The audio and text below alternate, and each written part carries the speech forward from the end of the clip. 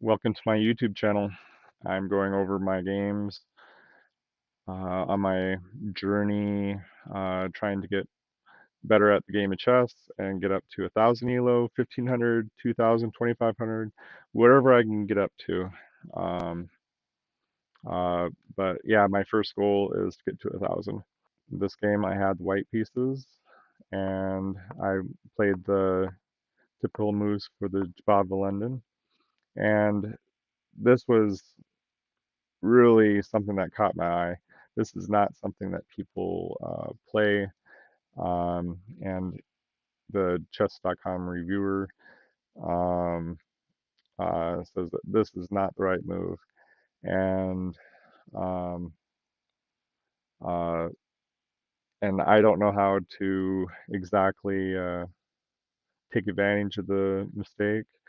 I assume that it would just kind of come through the flow of the game, but yeah, I just knew it was like a really odd move that I wasn't quite expecting. And then I um, continued my normal developing moves.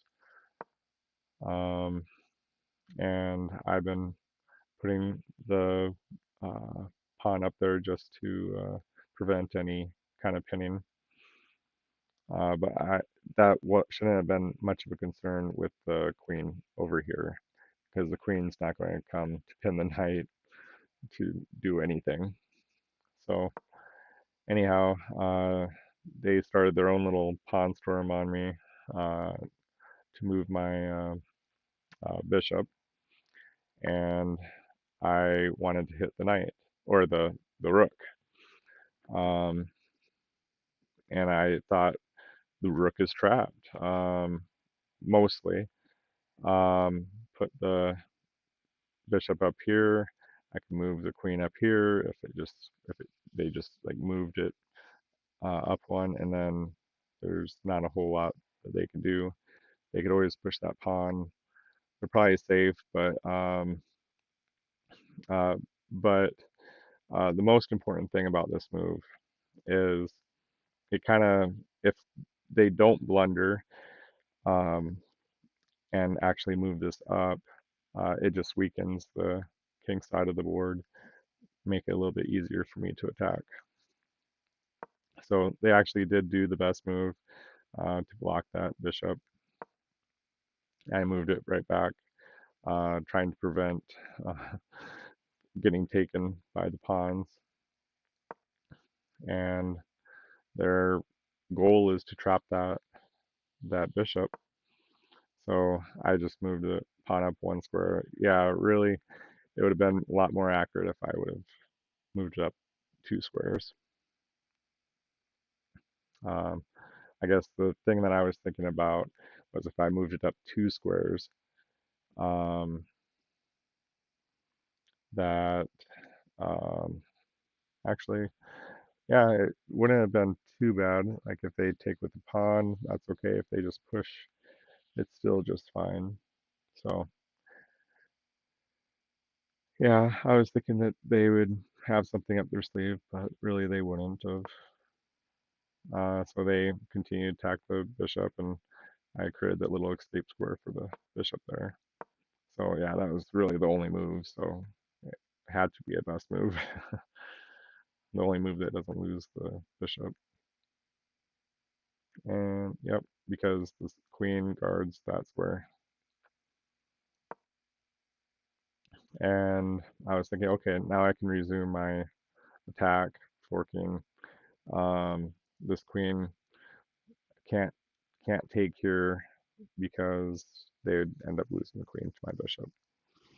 So I continue with my attack, and luckily they didn't see it.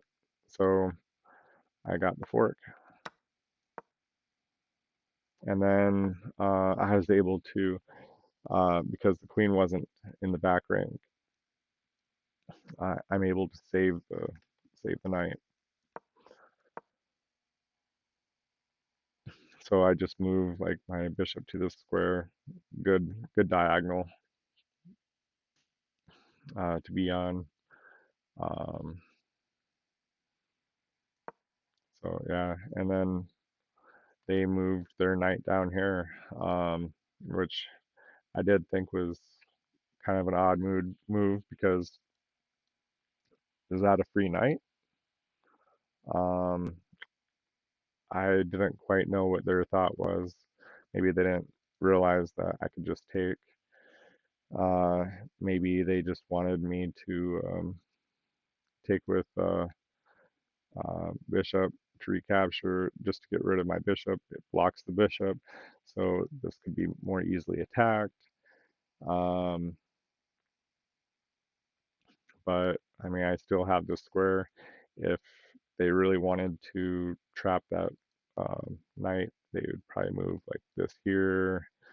Um, and then really, I would only be able to like sacrifice the knight here or there um, in order to get out. So, but anyways, I just took. They took back, and and then I took that pawn, still protecting the knight, and just made a couple moves. And I was trying to think of, okay, what can I do to attack, trade down pieces, um, uh, where are some moves, and you can see that move there because this pawn isn't being protected. Um, I can move this down here, attack this just to trade it off so I don't lose a piece.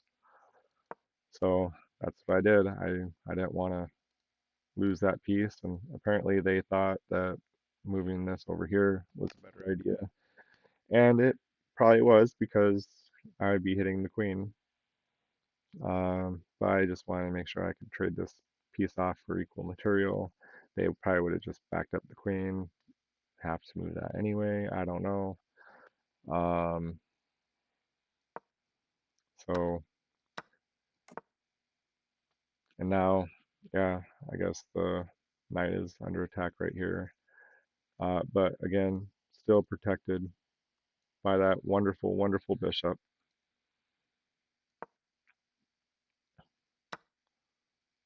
And and then I finally thought, okay, this is the right time to make that move.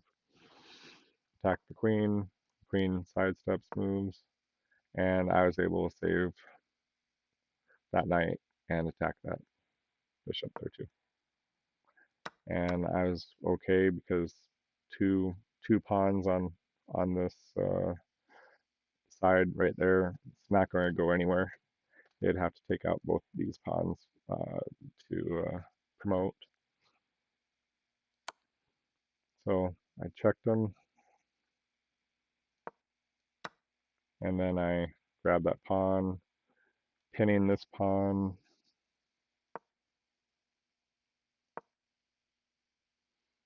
and move that knight out.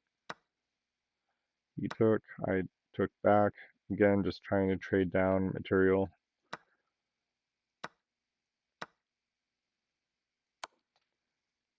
And yeah, I knew that they couldn't capture here because of the fork. Um, and so I was delighted when I saw that he actually took it with the queen. Um, and I actually, after I that pre-moved that move,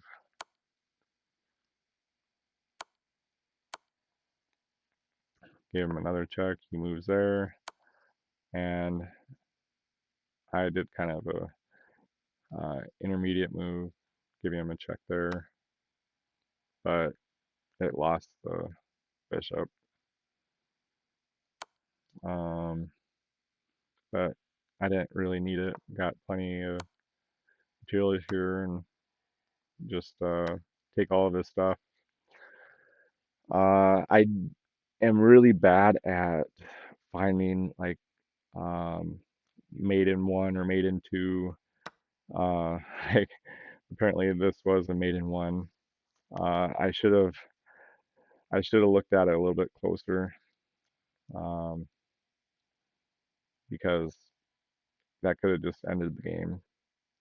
Instead, I prolonged the agony, and I just wanted to try and mate him fast, um, because I didn't see the mate immediately. So, so yeah, and then this in this position, um, I was thinking, well, just do the ladder mate, just kind of ladder him up, and that's what I did because that's one mating style that I know how to do for sure. Been working a little bit with the Play Magnus app, or I guess they changed it a little bit. Magnus Carlsen little app deal that teaches you some of these different mating patterns uh, and does fun games. Just trying to again just learn and get better at the game. So yeah, that was that game. Stay tuned for future games. Oh, I guess I forgot about just going over the whole analysis. Um, like right here, it says I got a 87.7, opponent 80.1, and I had 3 misses, but no blunders, 2 inaccuracies. Um, I feel like I've been playing pretty well uh, as of late, getting in the high 80s, low 90s in the accuracy, which is just absolutely fantastic. Um, I feel like if I can just keep up the accuracy, it says I played like a 1600, my opponent played like a 1250. If I keep up the accuracy, I should be able to get up to 1,000 plus ELO before no time. Uh, I just have to be smart about my games, be focused, um, and obviously do good moves. But we'll see if I can see it in the future. Um, but currently, looks like it's at 873, and um, yeah, we'll see if I can get up to 900 and 1,000 soon. All right, have a great night. See you later. Bye.